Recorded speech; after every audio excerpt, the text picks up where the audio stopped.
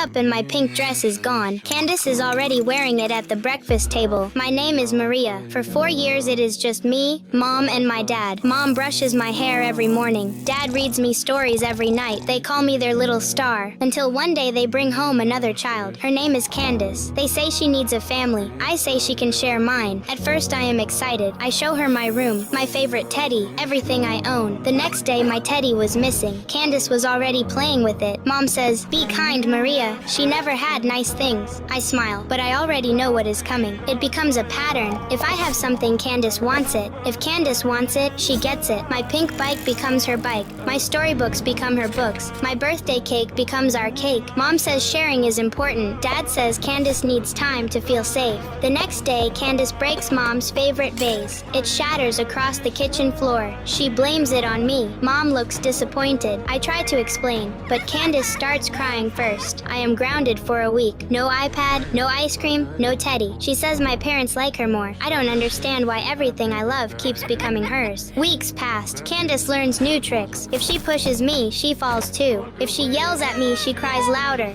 The louder she cries, the more everyone believes her. One night, I hear my parents talking. Mom says Candace had been through so much before they adopted her. She says the girl needs extra love. Dad says he hopes I understand. I do understand, but it still hurts. The worst part comes the next day. Candace climbs onto the slide in our playground. I tell her to come down. She doesn't listen. She falls. Dad runs outside when he hears her. Candace is already crying on the ground. She points at me and says, "She pushed me." Mom's face turns pale. Dad grabs my arm. I try to tell the truth, but Candace looks terrified, and terrified people are easy to believe. I am sent to my room. For the first time, Mom doesn't say goodnight. Hours later, Dad comes in quietly. He sits beside me. He says something doesn't feel right. He has checked the yard. The slide where Candace falls from is too high for me to reach. He knows I didn't push her. Mom talks to Candace that night. At first, she blames me. Then the story starts changing. Piece by piece, the truth comes out. Mom comes to my room. She was crying. She says she is sorry and that they should have listened to me sooner. The next morning, Candace stands in the doorway. She looks different than usual. She says she doesn't want to lose our parents. She thinks that if I look bad,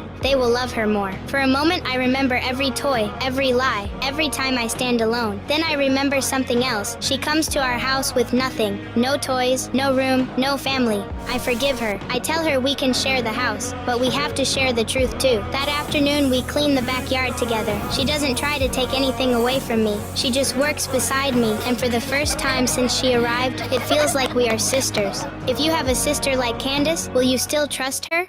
I wake up and my pink dress is gone. Candace is already